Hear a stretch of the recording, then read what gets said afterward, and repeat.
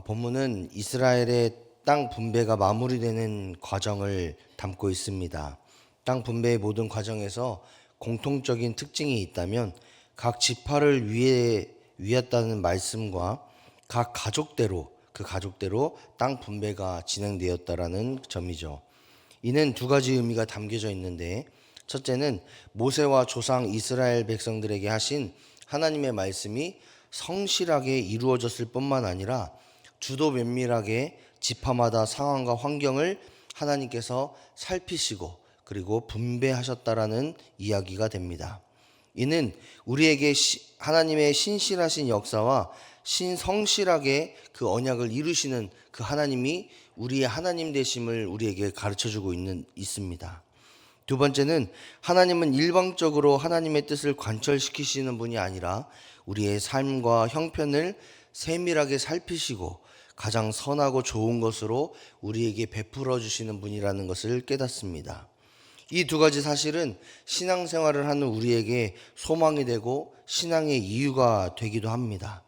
만약 하나님의 신실하심과 함께하심의 그 은혜가 없다라면 우리가 이 새벽에 나와서 간절하게 하나님께 기도할 이유도 없을 것입니다. 단순히 하나님께서 알아서 하실 것이라고 여기며 내 삶을 포기에 가까운 방관하는 것이 내 삶의 모습이 될 수도 있겠죠. 하지만 우리 하나님 아버지는 우리의 간절한 소망과 기도를 들으시고 응답하실 뿐만 아니라 우리와 함께 하시면서 우리의 삶 가운데 가장 선하고 좋은 것으로 채우시는 분이심을 여러분 믿으시기 바랍니다. 그렇기 때문에 비록 우리에게 시간이 오래 걸릴지라도 하나님을 의지하고 하나님을 소망하며 하나님의 역사하심을 위해서 기도할 수 있는 것, 우리가 이 새벽의 자리에 나와 소리 높여 하나님의 이름을 부르짖을 수 있는 이유가 여기에 있는 거죠. 아셀 지파와 납달리 지파의 땅 경계를 우리가 또한 보면은 29절을 보겠습니다. 29절입니다. 다 같이 한번 읽어보죠. 시작. 돌아와 견고한 성읍 두로에 이르고 돌아서 호사에 이르고 악십 지방 곁 바다가 끝이 되며, 이렇게 말씀하고 있는 이 말씀들을 쭉 읽다 보면은 우리가 여러 가지 특징들 중에 벳다곤, 또 견고한 성읍, 벳아낫, 벳세메스 뭐 이런 이야기들, 이런 지역들이 나오고 있습니다. 벳이라는 말은 집이라는 뜻이죠. 그리고 다곤은 우상입니다. 벳아낫, 아낫의 집, 벳세메스, 세메스의 집, 견고한 성읍, 이런 것들이 나오는데 이것은 무엇을 상징하느냐 하면 가나안 땅에 우상 숭배가 팽배했던 지역을 이스라엘 백성들이 쳤다라는 거죠. 또한 견고한 성읍이다라는 것은 강력한 군사력을 가지고 있었던 지역임에도 불구하고 이스라엘 백성들이 차지했다라는 뜻입니다. 하나님께서는 언제나 우상과 세상의 것을 바라보는 시선을 경계할 것을 이스라엘 백성들에게 가르쳐주고 있는 거죠.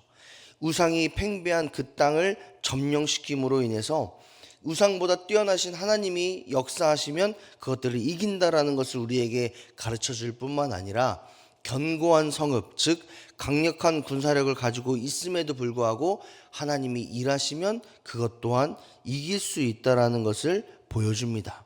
여기에 더하여 단지파의 모습들을 보면 가나안 족속을 더 공격하여 그들에게 분배된 땅보다 더 넓은 지경을 얻게 된다라는 이야기를 통해서 하나님께 각 지파들이 순종하는 모습으로 나아가면, 또 하나님께서 땅을 점령하라는 그 사명에 적극적으로 임하면 하나님께서 더 큰 은혜를 허락하신다라는 것을 보게 됩니다.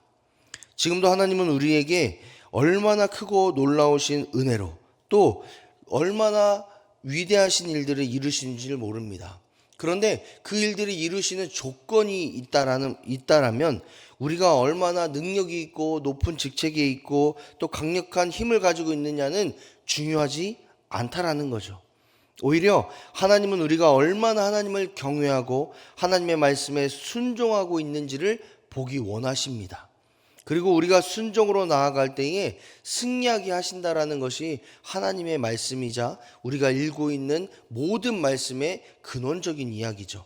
따라서 우리의 능력, 우리의 힘, 우리가 가지고 있는 그 어떤 것들을 위해서 애쓰고 수고하는 것도 중요하겠지만 더 중요한 것이 있다라면, 하나님을 믿고 하나님을 신뢰하고 하나님을 경외하는 신앙인이라면 우리가 얼마나 주님의 말씀에 순종하고 있는지, 얼마나 하나님을 사랑함으로 하나님의 말씀을 따라 살아가고 있는지가 더 중요하다라는 겁니다.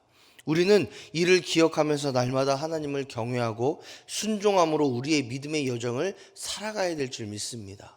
하나님께서는 하나님의 뜻, 하나님의 말씀에 순종하고 있는 우리를 보기 원하신다라는 거죠. 그리고 그렇게 인생을 살아갈 때에 단 지파가 자신의 지경을 넓혀갔듯이 우리의 삶 가운데에 승리하게 하신 하나님의 은혜로 말미암아 우리의 지경이 넓어질 줄 믿습니다.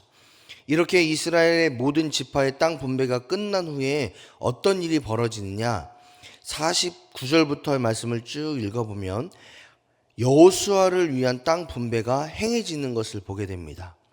여호수아는 모세의 뒤를 이어서 이스라엘을 지도했던 강력한 리더십을 가진 사람이었습니다. 그렇기 때문에 그는 가장 비옥하고 가장 풍족한 땅을 가질 수 있었던 사람이었고 명분도 그에게 있었습니다. 하지만 여호수아는 가장 늦게 땅을 분배받음으로 인해서 욕심 없는 민족을 섬기는 리더십의 모습을 보여주고 있습니다. 또한 가장 나중에 땅을 받았기 때문에 어찌 보면 가장 볼품없고 하찮은 땅을 받았을지도 모르지요. 그가 욕심만 조금만 내었다면 가장 비옥하고 가장 풍족한 땅을 얻을 수 있었음에도 불구하고 여호수아는 가장 늦게 가장 볼품없는 그런 땅을 기업으로 얻음으로 인해서 하나님께 헌신하고 하나님께 복종하는 삶, 양보와 배려의 리더십, 더 나아가 그렇게 볼품없는 땅이 있지라도 하나님께서 역사하시고 축복하시면 더 큰 은혜가 있다라는 것을 이스라엘 백성들에게 보여주고 있다라는 겁니다. 요즘 우리 한국교회의 어려움 혹은 여러 가지 오해들이 사는 이유들이 무엇일까요? 저는 이 말씀을 묵상하면서 한국교회가 자신의 욕심과 자신이 가지고 있는 그것들, 교회 안에서도 어떤 이득을 취하려고 하는 모습들이 교회를 떠나게 만드는 것은 아닌가 생각이 들어집니다. 우리는 여호수아에게 겸손의 리더십과 더불어 하나님께서 우리에게 맡겨준 사명의 자리에 대한 태도를 배워야 한다고 생각합니다. 자신의 위치와 능력이 뛰어나 다른 사람보다 더 좋은 것을 누릴 수 있음에도 불구하고 우리에게 은혜를 허락하시고 성실하게 사명을 감당하게 해주신 하나님의 은혜에 감사하며 다른 사람을 위해 좋은 것을 포기할 수 있는 그런 모습들, 더 나아가 볼품없고 하찮은 것이지만 나에게 주신 하나님의 사명을 끝까지 감당하면 하나님 기뻐하시고 더 나아가 우리의 삶 가운데 하나님의 은혜를 베풀어 주실 거다라는 그 믿음이 우리에게 있어야 될 줄 믿습니다. 비록 내가 욕심내지 않고 비록 내가 그 모든 것을 취하지 않아도 하나님께서 은혜를 베푸실 것이고 하나님께서 나를 기억하실 것이고 더 나아가 하나님께서 우리의 삶과 가정과 또 우리가 섬기는 교회 가운데에 하나님의 은혜 가운데 채워주실 거다라는 그 믿음이 우리에게 있어야 될 줄 믿습니다. 여호수아가 살았던 그 겸손한 리더십, 그리고 끝까지 사명을 감당하며 하나님을 의지하고 소망했던 그 모습이 우리에게 있음으로 인해서 우리의 사명을 감당하고 끝까지 최선을 다하는 그 신앙인의 모습이 우리의 모습이 되어야 될 줄 믿습니다. 하나님께서는 우리가 하나님의 뜻 안에 거하며 날마다 양보와 배려의 리더십을 가지고 우리의 주변 사람들을 돕고 그들을 돌볼 때에 하나님께서는 우리를 가장 선한 길로 인도하실 줄 믿습니다.